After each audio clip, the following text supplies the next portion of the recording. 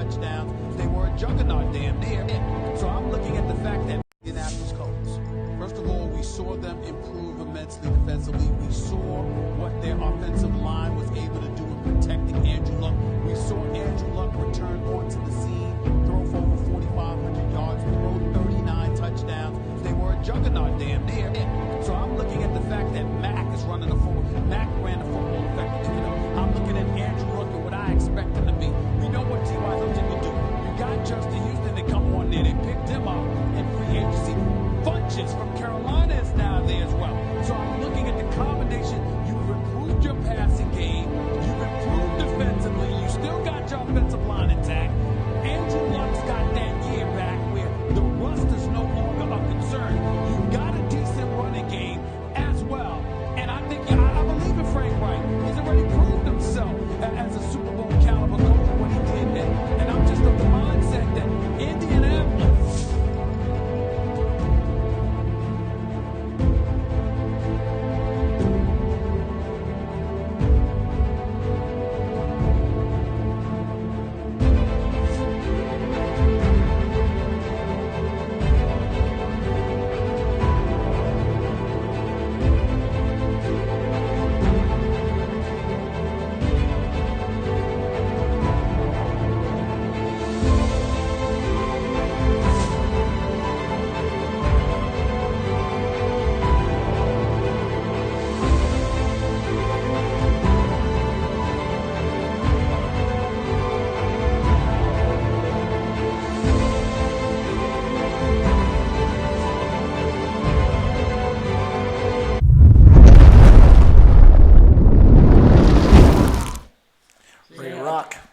I told you to give me heads up.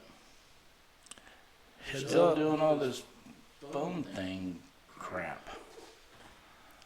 Well, anyways, welcome back, everybody. Sup, P? Much, Coach. You have a good week? Had a great week. Awesome. You ready to pay some bills? You want to pay bills? We got to pay bills. I hate paying bills. Let's pay bills. All right, we got to pay bills. You had your heating cooling service yet? Nope. Why not? Because we have a new home. I'm house poor. You're going to be house hot if your heating cooling service goes out. But if it does, call our friends at Preferred Mechanical. Area code 317-924-4024. There you go. Tell them about Burn&Bet Sports Show and get 10% off. It's a good deal. It's an awesome deal. A very good deal. Because, you know, there's a lot of heisters out there. A lot of companies that try to do everything they can to take all the money out of your pocket. Yeah. Our friends at Preferred won't do that. They'll tell you what's wrong with your service. They'll tell you what it's going to cost to fix it. And that's what they'll do. So they won't try to upsell you on nothing like that. So that's a good thing. Hey, we also got another sponsor. I didn't even tell you about these guys. You didn't. That's pretty cool. It's all creatures great and groomed. What are you laughing? We're gonna make our animals look like you. Great and groomed. Oh God, you don't want them looking like me. They'll be put down for sure. But anyways, Liza is my dog groomer. Okay. And she's seen the show. She liked the show, and she asked if she could get a mention on it. I'm like, plug yeah. away. I'm like, yeah. But anyways, she doesn't just do, you know, the dog grooming and nail clipping, teeth brushing, and bathing and all that. She also does rescue animals. They're at her shop. Yeah. The other day when I was in there, they had a gray African parrot you could go in and adopt. You know, instead of going to a pet store and buying one for thousands of dollars, you'd adopt one. Wow. The light has came on. Yeah, so if you guys go to All Creatures Great and Groomed, mention the show, she'll give you $5 off. Well, that's fantastic. And she's located at 606 East Troy Avenue, Indianapolis, Indiana. Normally I do. If you don't rewind the show and get that address, just reach out to me, and I'd be more than happy to give you guys the telephone number and address or whatever. I do the dog grooming in our house. Is that right? It's scary. So the other day, I groomed the poodle, and that's not a euphemism. And I'm about to say, there's a family show button here, buddy. And I gave her a mohawk, and Kristen made me fix it. I was so excited. I'm not going to believe it until I see pictures. I had to. She wouldn't let me. I wanted to do it. She wouldn't let me keep it. So I had to shave off the mohawk. So now the dog's just bald. Wow. Good summer coat, though. Yeah. Good summer coat. What's old brother up to right now, Coach? Well, still waiting on the old Bewilderfest to come around in August in Cincinnati. So get there, get your tickets. I haven't reached out to anybody yet. I've dropped the ball on that as I was on vacation last week. But I will look into that about getting us a couple of tickets to give away. I pay you too much. You buy a new house, go on vacation. Yeah. Man. It happens. Hey, we ought to get them in the background someday playing live. I want to do that. That would be bad. I'll get with Warner and the boys and see what we can get. See what you're going to hook us up, Coach. Yep. For sure. And as you guys can see, and as we've advertised the show this week, we got a special guest with us. You want to introduce him? I thought it was Kristen. I wasn't even looking. So Well, she's not that special.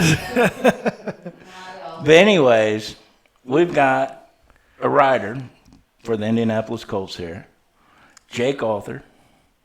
You guys seen the advertisement we sent out for him, gave him some of his credentials. If you follow the Colts, I guarantee you've read some of his stories. yeah, Heck really of a writer. good. Heck of a writer. Yeah. Bravo. And thanks for coming out, Jake. No problem at all. Super appreciate your time. Yes. Coming out, talking to all of us. It gives us an air of professionalism, doesn't it? I don't know about all that. I know. Give me too much credit. I'm definitely out of my league on this one. Yeah, for real. Me too. We need to get our guest dumbered down for me or something. Well, I have to follow Bob Lovell, so I don't know what you guys are doing to me there. And Dalton. Yeah, you definitely follow Dalton. Dalton's a special cat.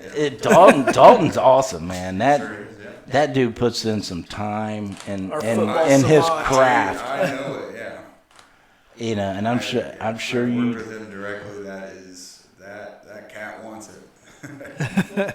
Hey, that's all it takes. Yep. Drive, ambition, work ethic. You'll succeed. Yep, absolutely. For sure. So, Jake, let's jump right into what you know. You got the inside scoop. You're in the locker room. You're talking with the players. You're around the whole media thing. First things first.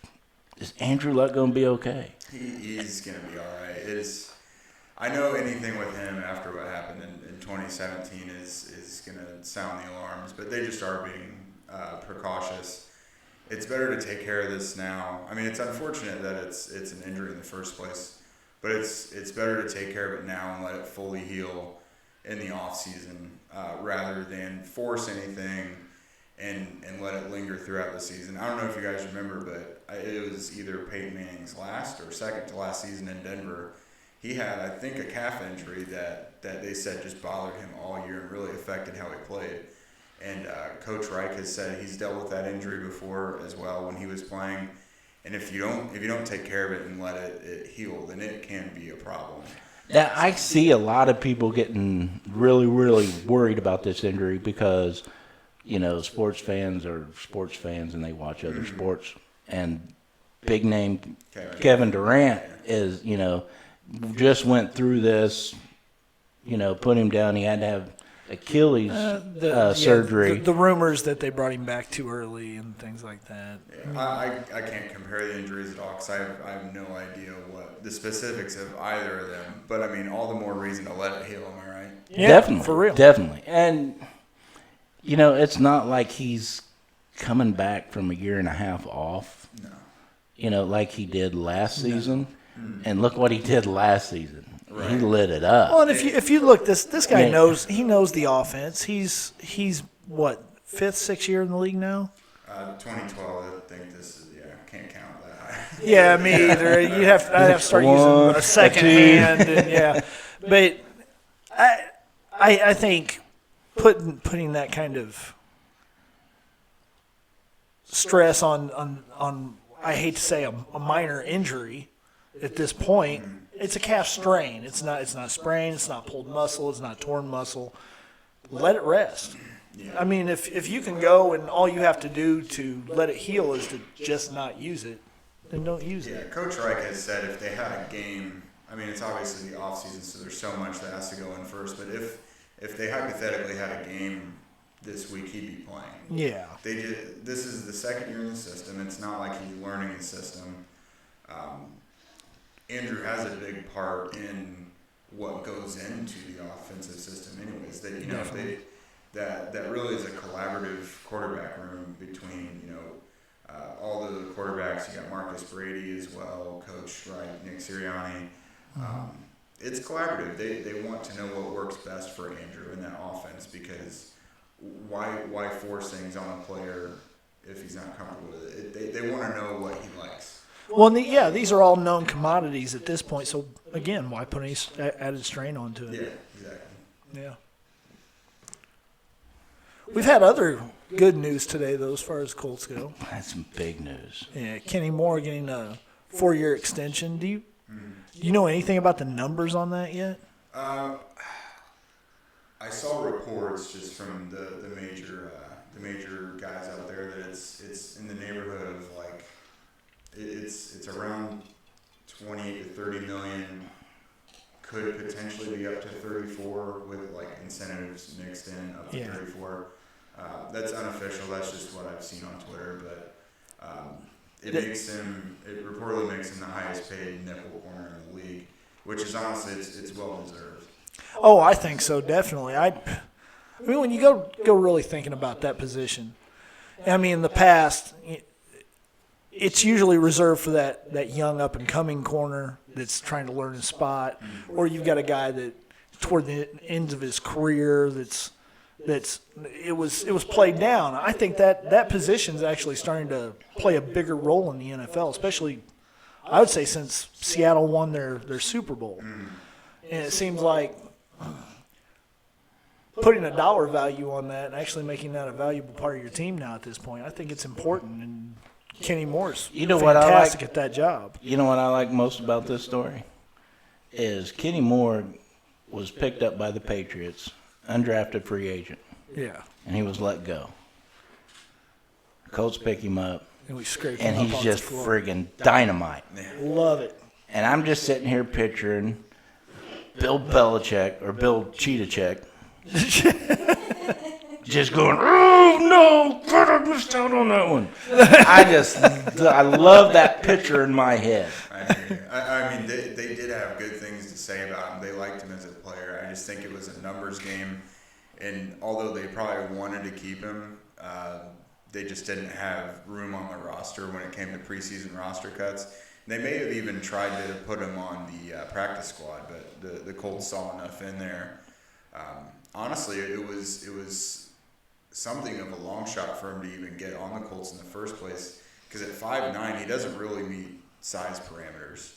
Yeah, he doesn't scream off the page. His arm length makes him about the size of a 6-foot corner, though. Yeah. And he brings everything else to the table that a corner would need. And you were talking about the importance of the position. If you're going to model him after one of the more prominent corners in the league that people know, I'd probably say Chris Harris Jr. Oh, of the definitely. Broncos. Yeah. Both of them are kind of known nickel guys, but they play outside when it's in the base defense. Kenny starts outside with Pierre Desir in base, moves inside in the nickel and other formations with Quincy coming in. Same thing with Chris Harris in Denver. And he's honestly known as, a lot of people, that's their best corner in the league. He's very versatile. And Stephen Holder tweeted out today, I hadn't thought of this comparison, but I really like it. So Stephen covered the Buccaneers for quite a while. It was around Rondé Barber. made a lot of parallels. That makes a lot of sense. He was really good in the press. He does make a lot of sense. Yeah. They're both kind of undersized guys. Yeah. But they have a lot of heart and play with a lot of toughness. Play inside and outside. They're good blitzers as well. And something I definitely wanted to, I made a mental note of this today at practice. So reports of the contract came out a little while before practice started today. Yeah. And it was their last practice. They didn't really go full bore. It was more of a shorter one. A lot of just individual and position drills. They didn't really go scrimmages. Kenny was in the front of the line for all of the cornerback stuff. He was leading the calisthenics and stuff. He goes out and earns this huge payday, and then he's out there leading by example in front of his teammates, just a couple hours later, That says a lot about a guy's character. Don't it, though? I think he's you see a guy that's a leader on the field, he deserves to be paid like he's a leader. A lot of people would want to sit back and bask in their glory of their massive payday, and he's out doing leader type work. Put the hard hat on and get out there. Yeah, I think he's going to carry that undrafted chip on his shoulder. Just not only was he undrafted, but he's also small. People doubt guys like that. Yeah. I just think he's going to carry that chip. And he plays like he's got a chip on his shoulder. He really does. Yeah. I mean, if you look, he led the league from that position and disrupted dropbacks. So essentially, between passes, defense, rushing the quarterback, whatever. And that's something, I don't know how many times I saw him step up into the slot during the season, and I'd be looking at that and be like, they don't even see this coming. That dude's going to blitz. And then he'd go. His game stretch at the end of the season from week 17 into the 2 playoff games was one of the better 3-game stretches I've seen from a corner in recent memory. Yeah. He was killer as a pass rusher.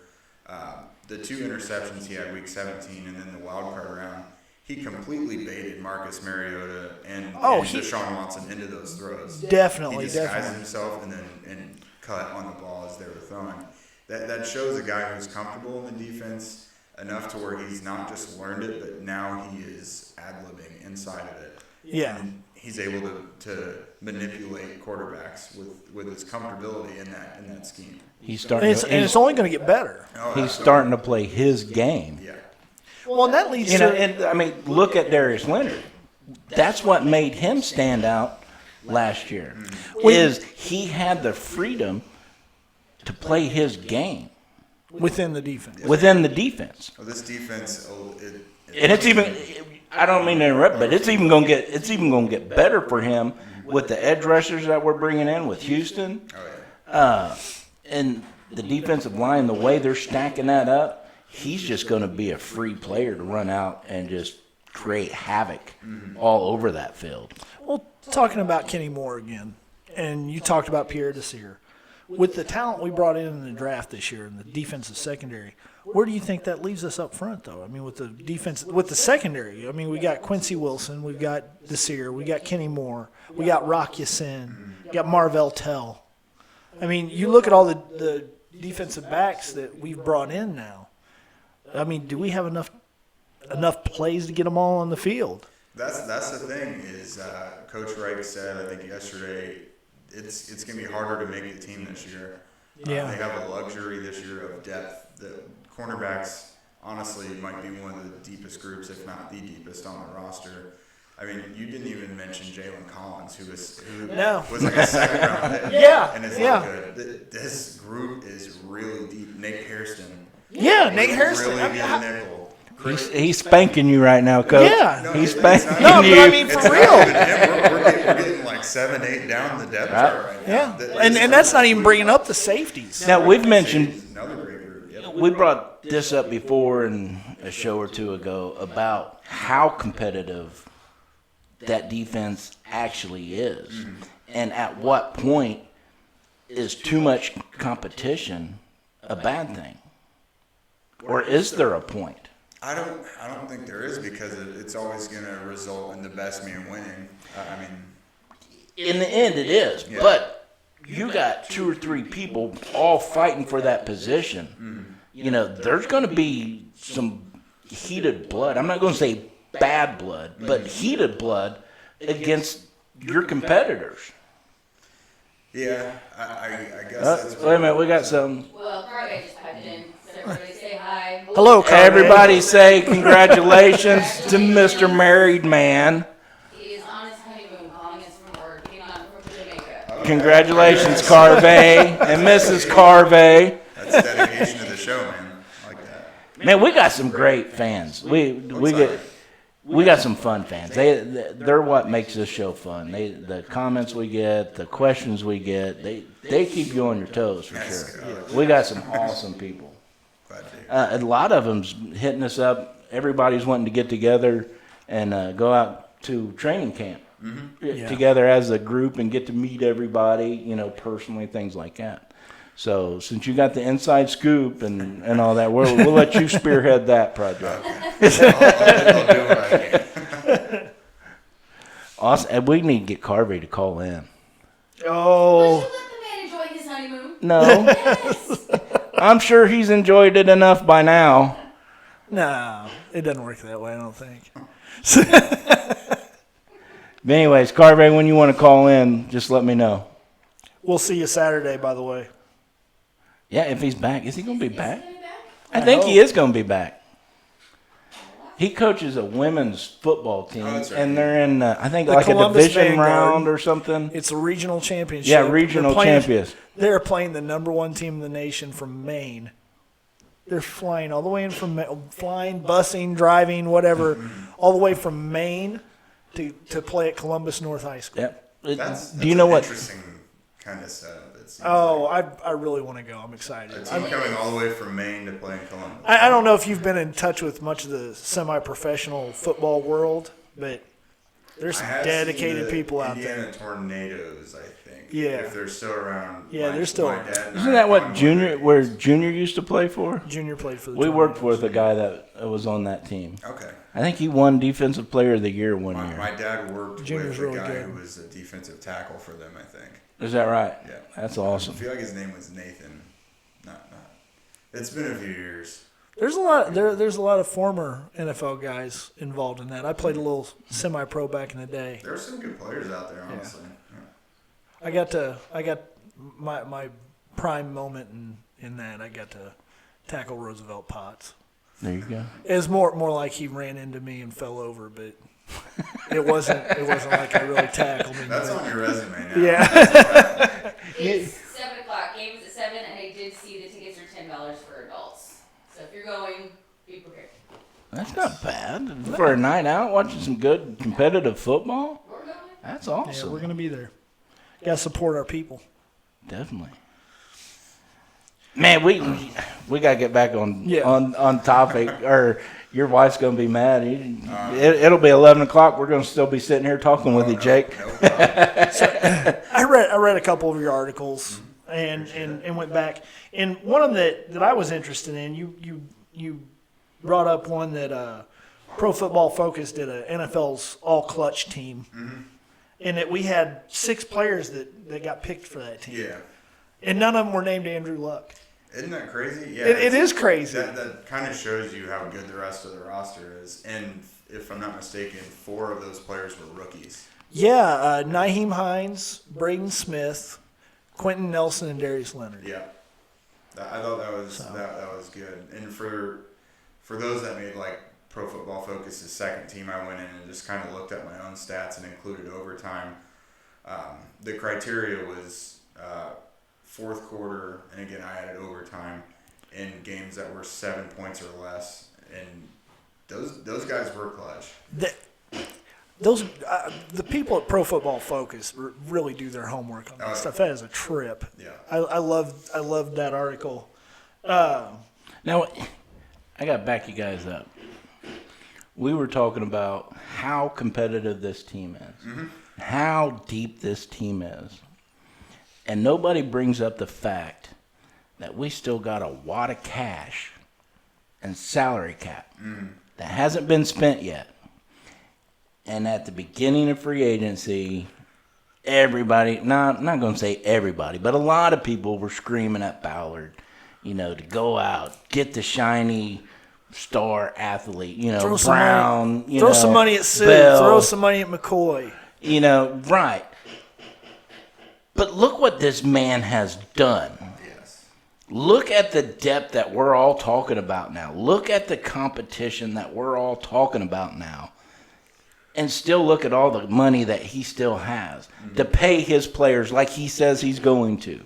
He rewarded Kenny Moore for his dedication to the team, his hard play. And look how that's paying back off what you just said. He's in the front of the line. He's leading this. He's wanting to be a leader on that team.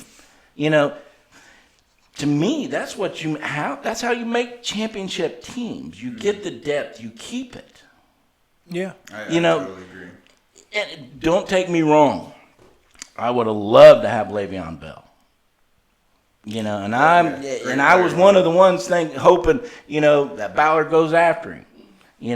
During the draft, he gives away our first pick in the first round. I'm smacking the table. What the hell is this man doing? And I had to take myself back and step back I trust Ballard. He hasn't done anything stupid. He's proven himself. Just let the man do what he does. But I really want to bring that point up because we're still sitting on a pile of money and salary cap. And we've got all these fabulous players, all these contributors that are fighting for a spot on this team. How could you not win championships like that? Cap space, honestly, at least how the Colts operate. So you go out and you hopefully nail your drafts, and then your cap space is left for replenishing your roster and bringing back and retaining those guys that you've drafted or groomed. I mean, both Pierre Desir and Kenny Moore were preseason cut guys claimed from other teams. That's almost like your own draft pick or undrafted free agent. But those two guys have grown with the Colts. They've earned multi-year deals. Ballard is locked up. Basically, the majority of the really important special teams players. Rigoberto Sanchez has a new deal. Luke Rhodes has a new deal. Vinatieri's just going off one-year deals at this point, but if he was younger, he probably would have had a long time. Now, when I interviewed Chris Milton has been signed. Adam a couple weeks ago, I asked him to, sign another contract to come back. He just laughed. He goes, "We'll see." Yeah. Just to throw that in there, didn't mean to interrupt you again, Jake. June yet, I'm sure. Well, no, I mean, I think you're absolutely right. That's the way to go. I think that's what you want to do. You want to draft well. So draft those guys well. The ones that work out, reward them with better contracts. The ones that don't work out, then you let them go. Now, speaking of the draft, what can you tell us about EJ Speed? Not a whole lot. That was Kristen is the only. Dalton couldn't. Well, Dalton finally did send me some stuff about she was the him, first but one I that we couldn't saw find with game film of him. nothing on him. So, okay, this was one that had us kind of pounding the keyboards to find information after this, and after we talked to him on a conference call shortly after they picked him, so we got a little background. So he did have offers from bigger schools coming out of high school. But his family had like an adopted brother, just like someone his family had brought in, I think, who was sick with cancer, I believe. And EJ wanted to stay closer to home. He's from there in Texas. He wanted to stay closer to home, and so that hopefully this brother would recover and they could play ball together in college. Oh, he's my guy now. The He's my guy now. The brother unfortunately did not make it. Oh, no. But he did have offers from, I believe he said like Colorado State, Oklahoma State, some bigger schools. Yeah. Those are major programs. Yeah. They are definitely So, major programs. He was at Tarleton State from really his own choice. It's not like he didn't have offers. He's got background as a former quarterback. He's an athlete. Defensive end, linebacker. Yeah. He's a sick He athlete. really is. I saw the limited tape that there was out there on him. Dalton was even one of them. He made a whole cut up of a game against Minnesota State in the snow. So I told Dalton after that he's a lifesaver for that, because I like to watch tape of the draft picks. I like to watch their college film. Yeah. And there's obviously little to nothing of him out there. But no, he's a real fast guy. Obviously, speed. It fits. Yeah, we asked him what his game was predicated on, and he said it was speed. So we're like, well, yeah, that makes sense. He's got a knack for the big play. He's got this burst once he's in pursuit of the ball, and like he's just in the crosshairs, very fast to the ball after that, especially as a pass rusher. Yeah, he's definitely explosive. Yeah, he's got a background before as a defensive end, I think. So that shows up when he's rushing the passer still.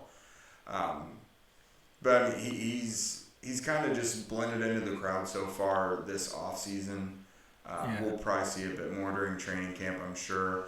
But honestly, through a lot of the OTA practices, they have the rookies and younger guys on one side, and then the veterans, the first and second team guys on the other field. So if I would have watched the rookies the whole time, he probably would have seen a little more from him. But hoping, I'm sure we'll see more come training camp. He's one of them I'm kind of quietly excited about. He could be pretty good. He'll probably be. I'm sure he'll probably take a little longer to develop. They're not all going to be Darius. Yeah. But Chris Ballard really kind of trusts the evaluation because Tarleton State is from the Lone Star Conference, I think. That Chris Ballard has a background there from when he was around Texas City and things like that. That's a trip. So he trusts the evaluation from that area and everything. It's funny about EJ Speed. He wasn't really on anyone's radar until there was like a regional workout or pro day, and he just blew that pro day apart. And then so everyone's like, all the NFL scouts are kind of, okay, I guess we got to come down here and pay attention to Tarleton State. So. It's neat. Right after the draft, I saw the name. I was like, whoa, who is this guy? What? Tarleton State? I'd never heard of it. So I went to look him up.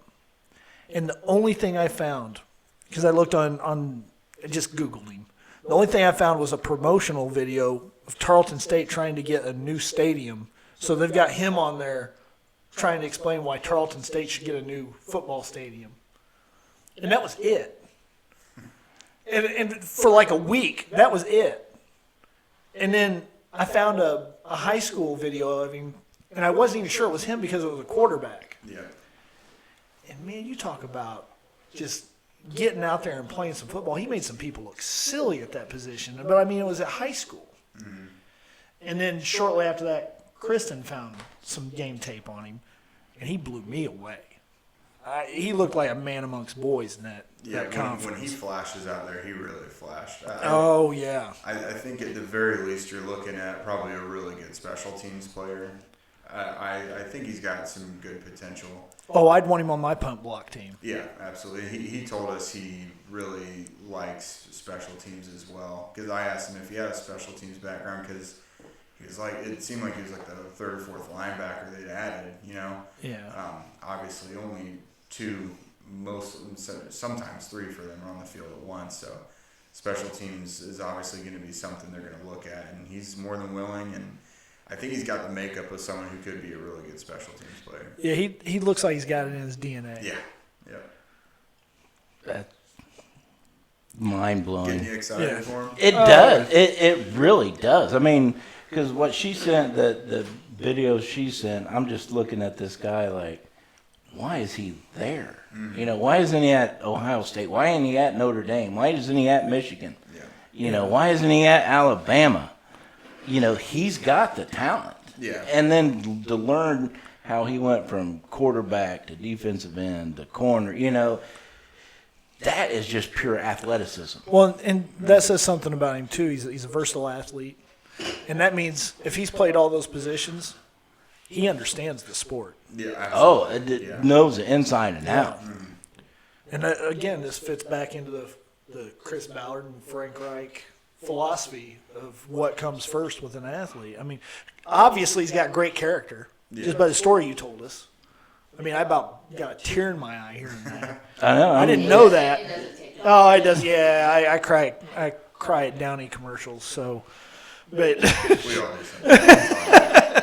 I've never cried at a Downey. but no, I mean that's No. fantastic. He seems like he's just another piece in the puzzle. Now, if a dog or something gets hurt, I get. Oh I get yeah, pretty animal emotional. stuff can't even do it. Yeah, I can't hold it in with animal stuff.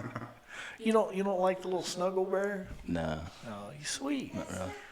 I know it's not Downey, but I like the snuggle bear too.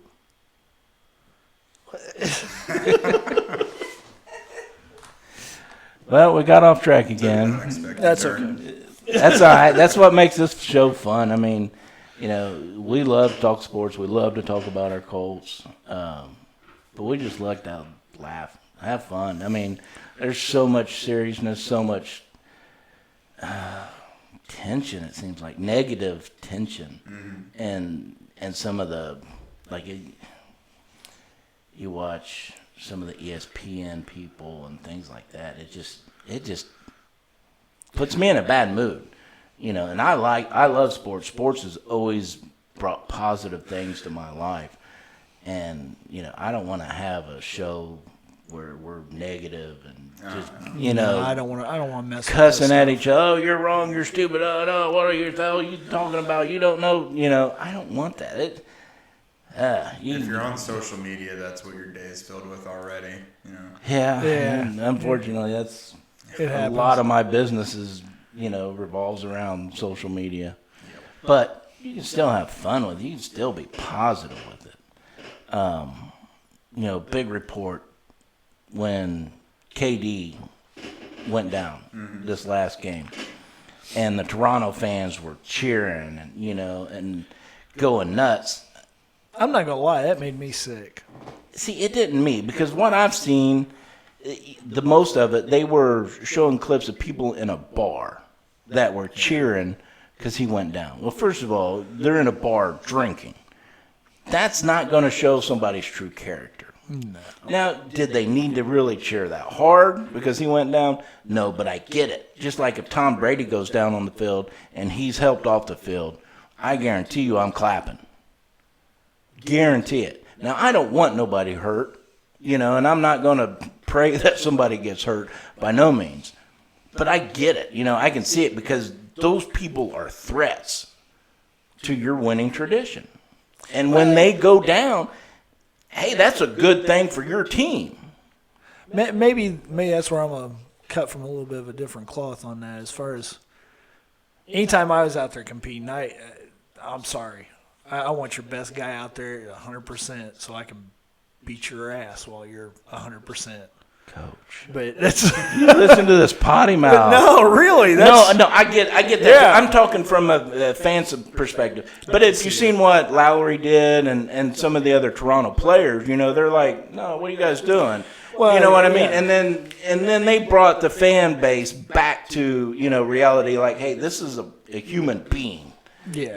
And then of course everybody's clapping off. Now, I've been to many games, seen people hurt from the other team, and our fans, will stand up and clap him off the field, and showing him that individual that respect. And I think everybody else will come to their senses. They don't really want somebody hurt. They're just cheering that he's not going to be there to stop their winning tradition. As much as you get the whole we're at war, this is a battle mentality in sports, you're the first reaction seeing somebody go down from the other team, you're going to get a little bit of that adrenaline rush is, oh, he's down. You smell blood in the water. Right. But that's your most. Yeah, but then if he's really hurt, You got to come back. You you're gotta going to be bring the that first back. one on the knee saying a prayer for him Exactly. real quick right there. You got to on realize, the field. we're not really at war here. This is a game. Right. So So emotions are a fickle In the thing. heat of the moment during a game. yeah. Yeah, so when they show that clip of that entire bar erupting, I get it. I can understand that. But I guarantee you, if they showed more of that bar, you know what I mean, it would die down pretty fast. Yeah. I mean, because people are not really too awful evil, Those especially people also in the knew they were sports. on camera, so I'm sure everything they were doing was probably amplified because they knew they were Yeah. on camera. That's true. I could see that. The Canadians are known for being so polite, though. I saw some Not now. Canadian media members that are like, these guys are really tarnishing the Canadian sportsmanship we got going on. Well, and I tried to think of it as, oh, it's their first time in the finals. Oh, they just don't get it. I don't know. But if Andrew goes down and somebody's cheering for it, I'm fighting him. oh, it's to I'm me, fighting that's- him. That's my guy. Yeah, that's out of line. That's out of line. Yeah, don't be around it. I mean, this guy. I hate. 20 years ago, if this guy has this injury, he may never walk right again. You know, this is. Oh, the Achilles. Yeah, 20 that's a years rough ago was one. a death wish. Yeah. Yeah. You didn't want that injury at all. If that happened, done. Career ender. Now guys are coming back in less than a year somehow, but that used to be, like you said, that was a Yeah. career-ending injury back in the day. Yeah, I remember. I know this is. I'm going to age myself a little bit here. I remember when Bruce Smith came back from his ACL injury, and they were, this is the first player ever to come back from an ACL injury and finish a season, and it doesn't seem like that long ago. But now these guys are getting ACL surgeries, and 8 weeks later they're back on the field. It's stupid. It's crazy. Modern medicine. Yeah. Let's get back to Jake. We got Yes. we got an awesome guest here, and we're talking like we don't have nobody here. And that's my fault. I brought that topic up. That's my fault. I'm sorry, Jake. No problem at all. Well, speaking of injuries, let's talk about some of our guys that are coming back off injury. I mean, what do you know about Deion Kane? How's he looking? Well, we didn't really see, he wasn't really out on the field doing much. I think he's still he's probably rehabbing, but from what he's told us, and honestly, as of May, everyone was expected to be back by training camp. They didn't have anyone that they anticipated to not be ready to physically participate. So, plan is he should be back. Now, I would probably temper expectations. He might not have the training camp he had last year because it'll be his freshest football back from this injury. Maybe a few months into maybe 2-3 months into the season, we see him really turning the corner. But because he's got to build his confidence back up. Yeah, as far as I know, it's expected for him to be back. Everyone heals differently, so we'll see. But everything seems great. He seemed really optimistic last time he talked to the media. So I think Deion should probably be there when camp opens. Is that pretty much the same thing we're looking at with Jack Doyle? Yeah, I think so. Who looks great, by the way. We saw him walk out to the field just to watch his teammates during OTAs 2-3 weeks ago. And he's always been a bigger dude, but he was maybe kind of slender through his midsection. He's jacked now. Jack looks good. I seen a little man crush come out right there. Who around here doesn't have a man crush on Jack?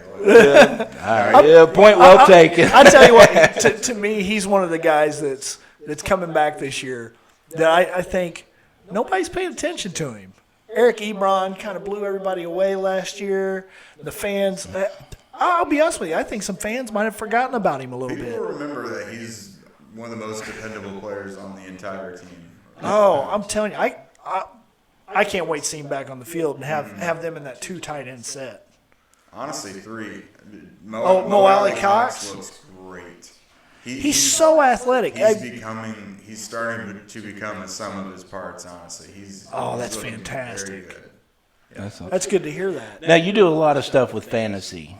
Is Doyle's fantasy prospects climbing now, or does he have to get back on the field before it'll start coming up? Yeah, you always want to see someone back on the field, and I can't compare hip injuries before, but just I've seen hip injuries for tight ends before, and it didn't, like Dennis Pitta from the Ravens, for example, he was never quite the same after, but I have no idea the relation of these. So I'll be cautiously optimistic.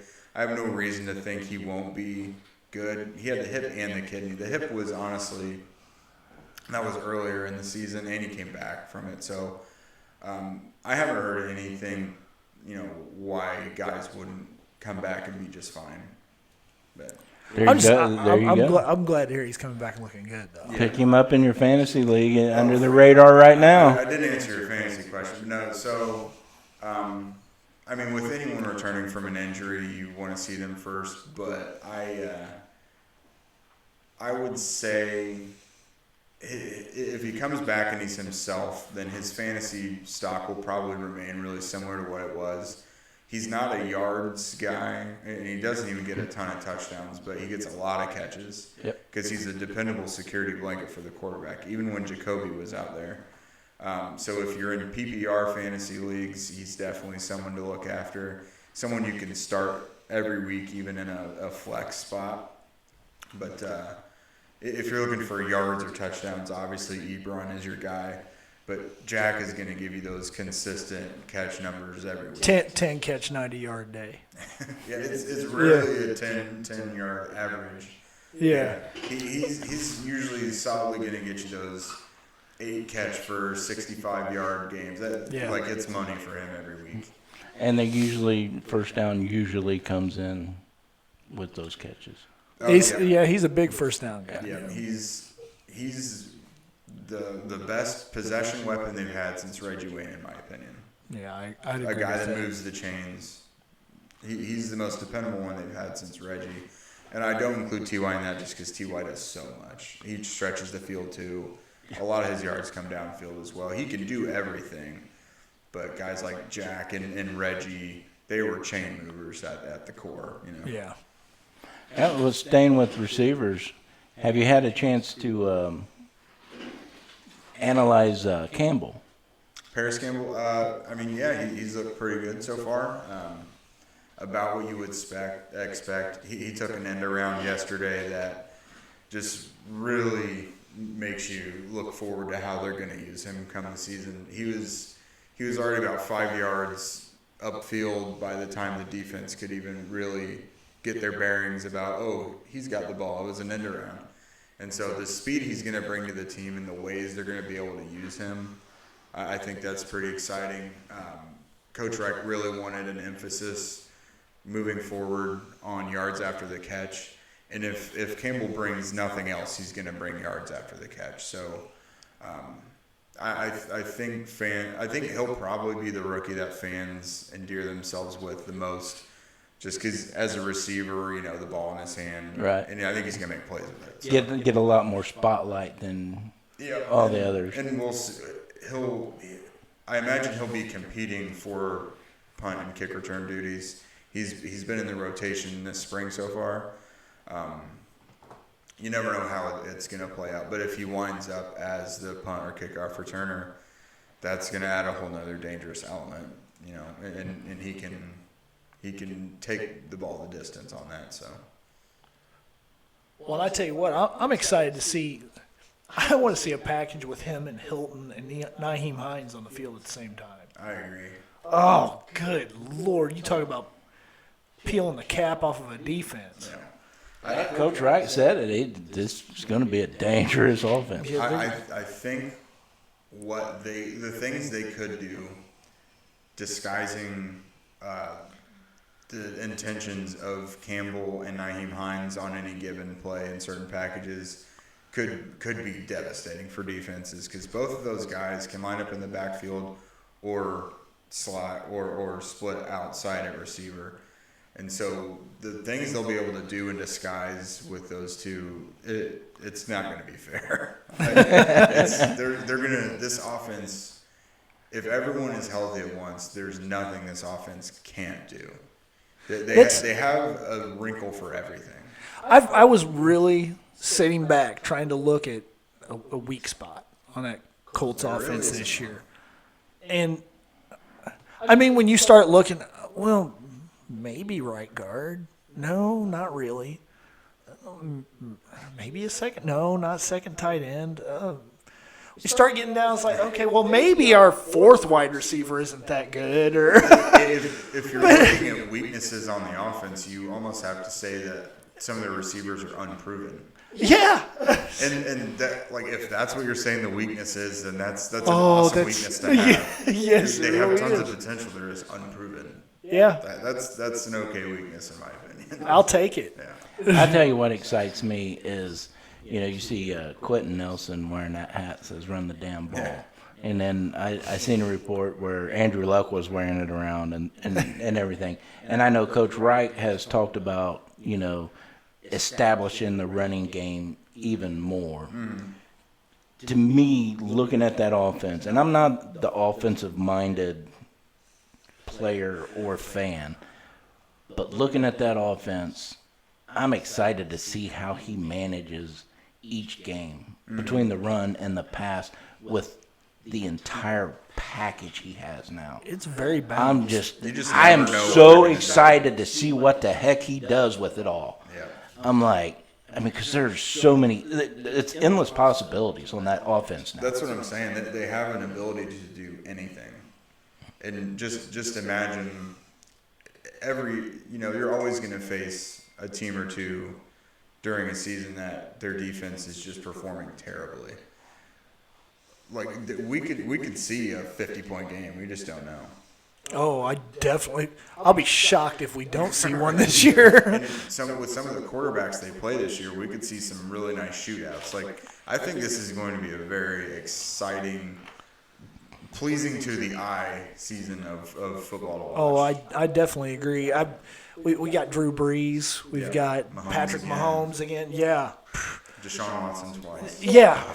Those three games were really good games to watch. Maybe not so much for Texans fans, the playoff game, but They were entertaining, though. yeah. It's going to be fun to watch. And then something we ain't really but just scraped along it a little bit. That offensive line. I mean, that's a group of nasty guys now. We were a doormat 2 years ago. Isn't it crazy to see how that's Yeah. turned around? You could say they're the best offensive line in the league, and it's not out of line to say that. Yeah. The pass protection numbers from last year to back it up. You and then really- if you look at their run game in the second half of the season, We were mauling people. yeah, they had two or three. I think they had 3 200-yard rushing games, and they had like 5 150-yard games. That's fantastic. Yeah, and I mean, honestly, Anthony Costanzo wasn't out there until week 6. That unit didn't play together for the first time until week 6. Costanzo came back. Marlon Mack came back. I really felt like that was the week. That was the one that did it. And they unfortunately lost that week, but after that, they went on their streak. Yeah. Matt Slauson had gotten unfortunately injured the week before, which brought Glowinski into the fold. Braden Smith was already starting that week 5 game at right tackle. It just all came together and like, this group is performing pretty well. And they just rode the hot hand until they found out that this group is elite together. Yeah. Now they're going in the second year and they have really good depth. I mean, you think about it, Joe Haig doesn't have to start this year. That's crazy. One of the better six offensive linemen in the league. And he can play all 5 positions. LaRaven Clark, I mean, as a rookie, a lot of people maybe joked about him, but like he's been pretty solid anytime he's had to come in since then. Coming off the bench, to me, he's a good right tackle. Oh yeah, and he could play guard too. Yeah. Evan Boehm could probably start at center for several teams. Yeah. I They've like got him. some really good depth on this roster right now. It's scary. Yeah. I mean, it really is. It's scary. It ain't scary. It's exciting for me. It should be scary for the rest of the NFL. I haven't been this excited about a Colts offense probably since about 07. Yeah, it's definitely Peyton days. Oh, yeah. Because it's a complete roster. The offense has so many wrinkles to it. I throughout the offseason, I just did kind of a regular checkup on team needs throughout there. I think I did 3 or 4 of them. The latest one I did after the draft, it really didn't have much to do with 2019 at all. But one of them, I said they're going to need to think about backup quarterback because Jacoby is coming up Yeah. on it. Maybe kicker. And then like depth in a couple areas. A second string kicker in case Adam decides not to play anymore. They have one right now. But no, there's no glaring weaknesses on this team right now. Yeah. And it's newfound territory for the Colts. You know, they've had good teams in recent memory, but they've had some weak spots or like they were really Big question marks. Defense was weak. I've never seen this Colts team be as strong defensively. Exactly. This team is young, fast, strong, deep. There's so many good things you can say about it. I put a post out a day or two ago that this was going to be a top 3 defense in the NFL this year. I wouldn't be surprised. I mean, that's really lofty goals to shoot for and to say, but it wouldn't surprise me because number one, they were really good against the run last year.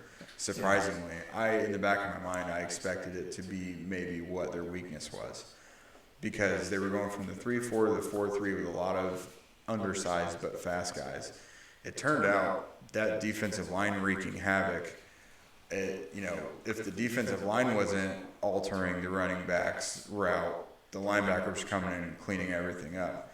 These guys have big wingspans and they're fast, and they're just able to control the running game from the defensive side of the ball. And then we've talked about the endless depth in the secondary. Yeah. So what's the weak area on defense also? I mean, defensive tackle? yeah. But then again, their starting 3 technique had 9 sacks just in I know. the second I half of the said season. that with a question mark behind it. And they added Justin Houston. Oh, good Lord. It's, We might need a better water boy this year. yeah. The equipment team or the equipment staff, those guys are top notch too. Where is it? Maybe they need a plumber. Oh, we got one. We'll tell you that joke here after the show. Coach, you got anything special you want to ask Jake? We're coming up on our time here, I think. I mean, I don't want to keep the man from his family too long. If we want to put this into any kind of perspective, potentially, where do you think this Colts team could rank in the history of the Indianapolis Colts? I think that all hinges on the accomplishments on the season. I mean, obviously, if they get to the Super Bowl, then you're probably putting them among the top 3 or 4 of Indianapolis Colts teams. I'm assuming Indianapolis era. I don't know, just the potential, in my opinion. They have the potential to be in at least the conference championship game. You know, if you say they were ahead of schedule last year and made it to the divisional round, then, you know, it would be natural to say. Natural next step. Yeah. Let's just say the season stops at the conference championships. On paper, this team healthy, that should be probably a top 10 Indianapolis team. If they get to the Super Bowl, I think you put them in the top 5 easily, top 3 maybe. It just depends what they accomplish along the way, which we just don't know yet. I think potentially they could be a top 10 Colts team of all time, but we'll have to revisit that one around the bye week or something. Yeah. Now, when the schedule came out, me and Coach, we talked about wins and losses, and I got them going 16-0, winning the Super Bowl. Naturally, yeah, why not? Why wouldn't you? And I had, I think, 3 or 4 asterisks where, you know, there's a possibility for a loss there, but we should win it. Coach, I think, what'd you have? I had a more realistic 11-5 and at least the AFC Championship game. Yeah. What would you say? What's your predictions on? I think because of some of the quarterbacks they play this year, it makes it tougher. I think the Colts should be favored in probably the majority of their games, but I'd probably agree with you 11-5 or 12-4. That's we impressive. saw them reel off an unreal streak in the second half of the year last year, though. So, I mean, we know what the team is capable of, and you gotta think they're better this year. So, 13-3, 14-2 wouldn't. It's not a stretch. It's really not. But if I'm just trying to stay realistic and everything, I'd probably say 11-5, 12-4, things just happen throughout the season. You know, it was unfortunate timing for them last year. For example, the New England game Thursday night. Oh yeah, Everyone was injured. You know, that's a lost tough, Jack Doyle. that's No a Darius tough spot to Leonard. be in. That's the only game Darius missed, and then No Anthony Costanzo. the game in Jacksonville 6-0. Literally one touchdown, you win it. So Yeah. 2 games like that totally that makes the Colts 12-4 last year. You know, you just never know how things can flip like that. Well, and I always figure it. You know, you're gonna win one game you shouldn't. You're gonna lose one game you shouldn't. Always. You know, then you're gonna have your tough travel games like our kickoff to the season in L.A. with the Chargers. Yeah. I mean, they're always a tough get for us to begin with, and then we got to go all the way to L.A. and play them out And west. they're actually a good team. Yeah, and they're very good. I don't like Phillip Rivers, though. I've never liked that guy. Not a big Phillip Rivers fan. No, not a big fan of him at all. He's not as bad as Tom Brady, but I still don't like him. He's up there. He's pretty close.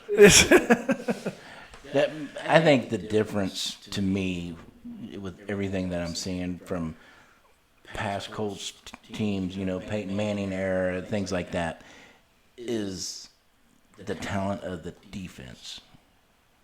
We've had super-powered offenses before. We've had high-scoring offenses before, you know, and that comes from that Peyton Manning era. We've seen it. We loved it. We want it again.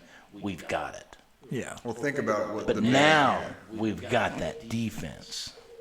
I have not seen a Colts team so balanced in all areas before until this year. If you look at the late early 2000s, like the 05 to 2010-ish Colts, I think when you look at the Colts history, I think that's your most balanced teams was probably in that period. And we were weak against the run. But we got after the passer. We made turnovers. You know, it was an opportunistic defense. Yeah. And I think we got into the top 10 rank defensively maybe 2 of those years. Yeah, I mean, just remember what the early Peyton versus Tom Brady arguments always were. It was, but Tom Brady has the defense. Yeah. You know? Like you said, it was those defenses were bend but don't break. They were enough to get you by. They wouldn't really lose you games all the time. They could win you ones because you know, Dwight Freeney, Robert Mathis, Gary Brackett. They had good players on defense, but that one, it allowed a lot of yards. It allowed other teams to do a lot of things. This one, not. It's a pretty similar scheme, but it's with different players. Well, and I think we can win games a lot of different ways with the defense we have now. Mm-hmm. Whereas before, if that Colts defense was playing from behind, we were in trouble. Because the team could get on top of us in the fourth quarter and just run all day. But if we got in a situation where we were up by 6, 9 points going into the fourth quarter, you might be having to get a stretcher for your quarterback. Yeah, that's when they said they pin the ears back. Yeah, with exactly. Mathis, Yeah, so we could get after them. We had guys behind them like Antoine Bethea and Bob Sanders, Cato June. I mean, those guys were playmakers on the defensive side, and they would go snatch the ball away from you and take it to the house. I mean, not to mention the strip sacks, the strip fumbles. It was a fun era of football then. But I think the defense we have now, you've got opportunistic guys on the defense. We got playmakers. We got a lot of young guys, and they're all hungry. Yeah. And I think the big thing with us now is so athletic on defense. They're just so athletic. Yeah, they can do a lot of things with that defense because they have so many guys who can wear different hats. I mean, Ben Bannigu, for example, you know, they kind of envisioned a Sam linebacker who could rush on passing downs. It turns out he's leaning more defensive end now, but they can do a lot of things with him. If they're not quite sure what the offense is about to do and he's lined up at linebacker, they can either move him up front to rush or they can just play walk him against down. Yeah. guys like that allow them to do a lot. Everyone on the defensive line basically can play multiple spots. That's I fantastic. mean, Marcus Hunt dominated as a defensive end in the beginning part of the year, and then he did this basically the same as their one technique or nose tackle in the second half of the year. Danico Autry played a lot of end. Oh, he was a everywhere. lot of tackle. Yeah, Jabal Sheard. Yep. And then Tyquan Lewis, drafted to be a 3 technique, but played end basically the whole time during the season. Now, how bad does that screw up the opposing team's offensive game plan when you start switching your personnel around? You're taking. It's a guessing game, really. You see what I mean? Yeah. Taking your Sam and throwing him on the if on the you look at corner it, for a few plays, and then next thing you know, you're bringing him back and you're switching a lot of things up. If you've got a guy that you know he's always going to be playing at the left end, you always know he's going to be. This is going to be here. All we got to do is chip him with a tight end, put in a running back, and have him protect that side, and you don't have to worry about him anymore. But if you got a guy that's playing left end on this play, and then the next play he's right over the center, or he's out wide 9 on the right, what do you do with that? Yeah, and there's a lot of different packages and formations they can do with their defensive line. The Giants had that famous NASCAR package when they were winning the Super Bowl earlier in the 2000s. The Colts have a lot of guys capable of putting that together too. Definitely. Toure, speed off the edge, Bandicoot. We get this far into it, we haven't even talked about Kamoko Right. Toure. It's fantastic. Well, it's been a fun show. It's been awesome. Yeah, absolutely. Can we ask you to come back sometime? Yes. Fantastic. Keep me from coming back, man. I like it. Well, we're going to have to get security now. I'll be out here waiting for you. Damn, he's waiting on me already. Jake, it's fun talking, but it's been an honor, man. Yeah, it thank really you so has. much. No, it's an honor just to be invited to come do stuff like this. To be honest with you, I mean, it gives me a platform to come talk sports with you guys. It's fine by me. Shoot, we're That's what we definitely love doing. we're definitely gonna have you come back. Appreciate you Have guys. you give us some inside passes to training camp. Sneak us in under the gate or something. I think you guys are giving me too much credit. All right, Coach. Any more questions for? I'm good. Mr. I'm Jake. good. I just, again, we can't express our appreciation. Thank you. It's fun. is. It's It really Thanks is for an honor. having me, guys. This is awesome. It's fun bouncing all this stuff. Oh, God, I'm ready for some football. Ready to go, baby. Yeah. I got one final question for you, Jake. Who's your favorite Colt? Oh, God, all time or currently? Both. Both. Oh, okay. So I think you got to take quarterbacks out of it because that's too easy. And we've been spoiled with Peyton and Andrew Luck. My 2 favorite Colts growing up were always Reggie Wayne and Cato June. Those were my guys for sure. Nice. I love Cato Jr. Yeah, and countless other favorites, but those 2 always were my favorite. Currently, that's tough, man. I just see them from such a different perspective now. I see them as people now, so it's. Well, they are people. Yeah, exactly. But before, when you're a kid watching them on TV, you're idolizing them. They're Now I see them as people. Now, there's a lot of dudes deserving of appreciation in there. Seeing some of the things that guys like T.Y. Hilton and Clayton Gathers have fought through just to get back on the field. T.Y. practiced one time in the last month and a half of the season. You know what I mean? Right. He was operating on a low and high ankle sprain. Cool. And they didn't even know if he was going to start out OTAs and minicamp and stuff practicing. And that was 3, 4, or 5 months later, Right. But he was out there the first day of OTAs that was open to the media. So just stuff like that. You see guys putting everything on the line for their teammates. We were talking about Kenny Moore earlier. Loved what I saw from him. Malik Hooker. That's a guy who's fought through just a ton. It's hard to have a favorite now, just because you're around all of them so much right now. But And if you take quarterbacks out of my equation, I think Dwight Freeney and Robert Mathis has always been That's my good. favorites, and currently Darius Leonard.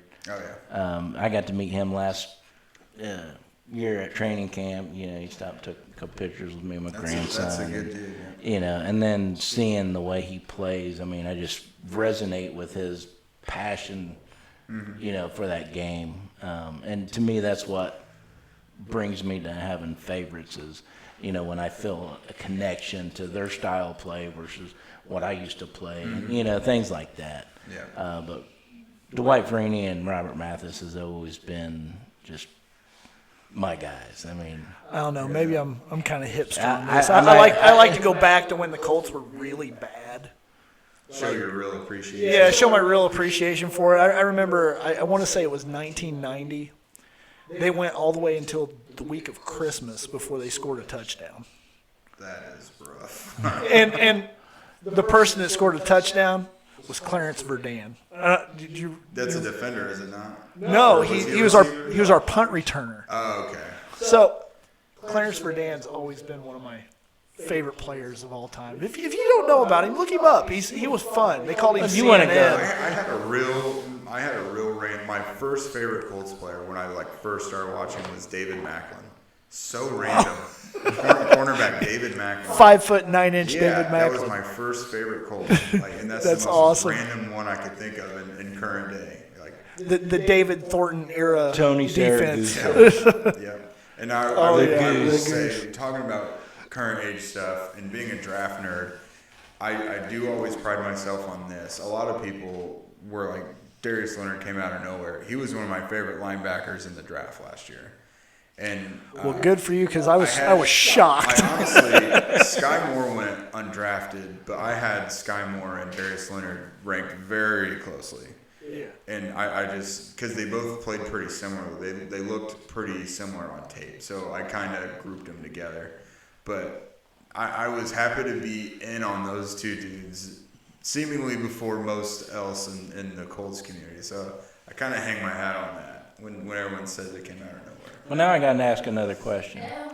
Because he said he's a draft nerd. We did a draft show, and we actually had a contest. We was giving away an Eric Ebron signed mini helmet. People turned in their mock drafts, just first round. And whoever got the most picks right, won. I think the guy had 7. Honestly, that's good for a first round. That's fantastic. How many did you have? I don't even count, honestly. Do you do there? Because Just the first round. There's different ways to do it though. Like, is it you match the team and the player, or that Spot. player went The to player that and the slot? pick. Or, yeah, I don't know.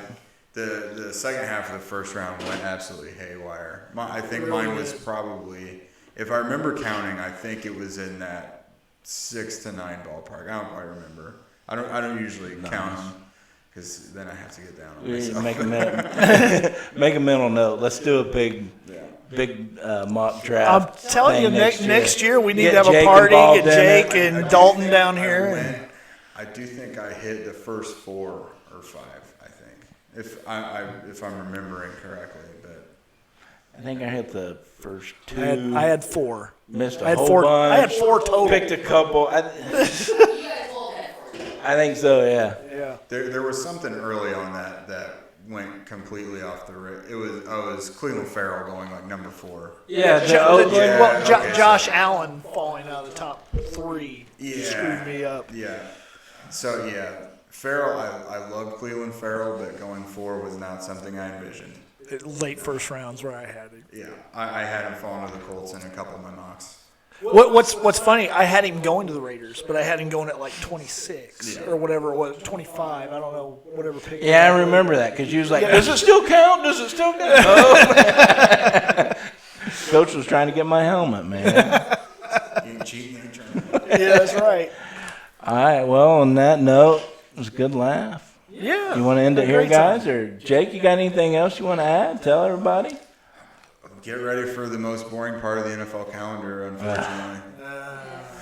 We got until late July until camp starts, so We're gonna be talking about baseball here in a couple. yeah. I love baseball though. Blind spot. I like to go to. PGA Tour.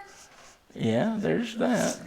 It's golf season now. Yes. And the NBA finals are about to end. Yeah. Well, we'll still have the NBA draft. Yeah, got the Big Three League coming to town. Jermaine Next week. O'Neal and Steven Jackson. Yeah. Craziness. You got any hookups on them? Get them in the show. Basketball is not. I'm not intertwined in basketball right now, other than playing it. Man, we need some serious hookup power here. All right. Get on that, would you please? Like a bad suit. Well, if nobody else has anything else to say, Mr. Tony, you got anything? You falling asleep over there? All right, we're going to end it on that. Remind everybody to get your heating cooling services. Get them checked. Get them working right. And Indiana Heat's about to hit. Call our friends at Preferred Mechanical. They'll take care of you, I promise. And on that note, you guys be good to each other. No drinking and driving. Call an Uber. It's cheaper. Promise you that. And as always, go Colts. Go Colts. Go Colts.